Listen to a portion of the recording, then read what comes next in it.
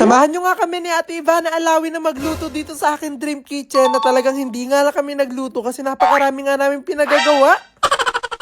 Sobrang saya ko nga talaga ngayong araw at hindi nga makapaniwala kasi binisita nga tayo ni Ate Ivana Alawi. At talagang pagdating pa nga lang dito talagang napakarami na nga agad namin na pagdismisa na para bang magkakilala na nga kami ng napakatagal na panahon. Pero sa totoo po talagang matagal na nga kami nag-uusap nito ni Ate Ivana kaya talagang laking tuwa ko na natupad na nga yung plano namin na pagbisita niya nga dito. Lagi nga doon nakasubaybay itong si Ate Ivana nga sa mga ina-upload ko nga na video kaya talagang kilig nga ako kasi di ko akalain na talagang pinapanood niya ako. At talagang pares nga kami kasi ganun nga rin sinabi ko sa kanya na talagang sobrang niya akong fan na talagang lagi ako nanonood ng mga vlogs niya. At bago nga pumunta dito si Ate Ivana talagang nag-request siya sa akin na gusto niya nga doon ng adobong pusit na merong maraming sili. Nagulat nga ako na sinabi niya nga na gusto niya ng maraming sili kasi talagang napakahilig pala nitong ni Ate Ivana sa mga maaanghang. Kaya talagang nilagyan ko nga ito ng maraming siling labuyo tapos siling green para talagang maanghang na maanghang. At nandito na nga kami nung tinitikman na nga namin yung adobong pusit medyo kinakabahan pa nga ako kasi baka sobrang maanghangan tong si Ate Ivana pero parang wala lang sa kanya. At talagang sobrang pa nga siya nasarapan nga dito sa adobong pusit nga na niluto ko. Talagang sobrang nga akong kinilig. At maya nga lang din pagkatapos namin mag-almusal dali-dali na nga kami nagpunta dito sa aking dream kitchen para makapagsimula na nga kami magluto. At pagpunta nga namin dito talagang laking gulat nga nito ni Ate Ivana pagbukas ko nga nitong takip nga ng aking higanting kawa kasi talagang sobrang laki nga siya. Binibiro ko pa nga dito sa Ate Ivana na pwede nga siya mag-swimming dito sa sobrang laki. At talagang ina-explain ko nga dito kay Ate Ivana kung bakit nga ganito kalaki nga yung lutuan ko na talagang sobrang laki dahil nga sobrang dami kong nilulutong mga pagkain na pinamimigay natin. At maya nga lang din ay mag-umpisa na nga kami magluto kaya talagang niready na nga namin lahat nga ng mga kakailanganin namin para sa aming ilulutong putahe. At ang putahe nga nalulutuin nga namin ngayong araw nga dito sa aking higanting kawa ay minudo. Talagang sobrang favorite ko nga minudo kaya ito nga naisipan ko na iluto nga namin. At talagang maraming minudo nga yung lulutuin nga namin kasi hindi nga to para sa amin kasi pamimigay nga namin ito. At saktong-sakto nga kasi itong sa Ate Ivana ay mahilig nga rin magluto kaya sigurado ako na magiging masarap nga itong lulutuin namin minudo. At kahit nga kanina ko pa nga siya kasama talaga hindi pa rin ako makapaniwala na nandito na nga siya sa dream kitchen ko. At hindi nga lang siya nandito kasi makakasama ko pa nga siya sa pagluluto at sa pagbibigay nga ng mga pagkain. Napapanood ko to. Ngayon, nandito na tayo sa Dream Kitchen ni Alexis.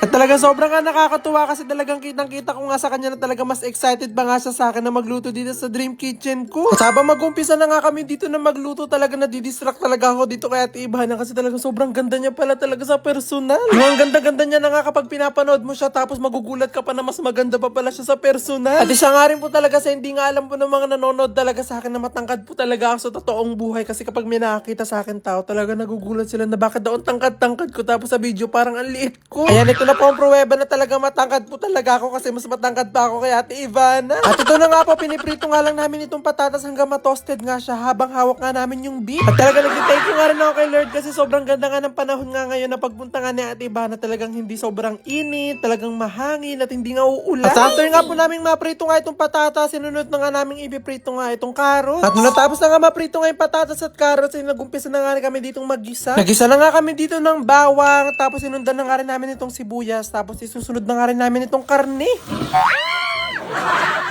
At habang nagluluto nga kami talagang hindi ko na nga pinalampas at tinanong ko na nga to si Ate Ivana kung ano nga ba talaga yung favorite niya nga pagkain. Tapos sinabi niya nga at yun nga yung lulutuin natin sa susunod dito sa aking dream kitchen. Kaya hulaan nyo nga po kung ano nga po yun at ang kulo niya ay meron siyang sabaw. Pagkalagay nga ng karne, hintayin nga lang namin niya na magmantika kaya nagpunta muna nga kami dito sa gilid para nga talaga magpahinga ng saglit. At nung nakita ko nga to si Ate Ivana na nakasakay nga dito sa duyan nga namin ay talagang ako na ngayon nagtulak-tulak nga dito ng duyan na para ako nagpapatulog ng bata. At maya nga lang din nung nagmantika na nga yung karne, dali-dali na nga kami bumalik nga dito para ilagay nga yung mga pampalasa. Natatawa pa nga ako dito kasi yung mga nilalagay namin pampalasa dito talagang ang kukonti para wala magiging lasa itong minudo namin. Pero wag po kayong mag-alala kasi hindi po yan kinulang sa pampalasa kasi marami nga kami dyan mga nilagay. At matapos nga po ang 100 million years, finally naluto na nga rin itong niluto naming minudo ni Ate Ivana. At dahil luto na nga itong niluto naming minudo kaya titikman nga namin siya kung talagang masarap. Pero sa tingin ko nga ito yung masarap kasi hindi namin ito tinipid nga sa sahog at sa pampalasa. At kailangan nga rin talaga na kami yung unang ang tumikim dito nga sa niluto namin kasi ipamimigay nga namin siya para malalaman nga namin kung pwede siyang ipamigay or hindi. Ganun nga po kasi lagi kong ginagawa kapag nga po namimigay kami ng pagkain ng mga niluluto ko dito sa akin dream kitchen. Talagang tinitikman muna namin yan kung talagang okay siya o pasado. At approve naman nga sa amin dalawa ni Ate Ivana itong niluto nga namin minudo kasi talagang napakasarap. Kaya dali-dali na nga namin pinalot nga itong mga niluto nga namin para makapunta na nga kami kasan nga namin ibibigay nga ito. At talagang sobrang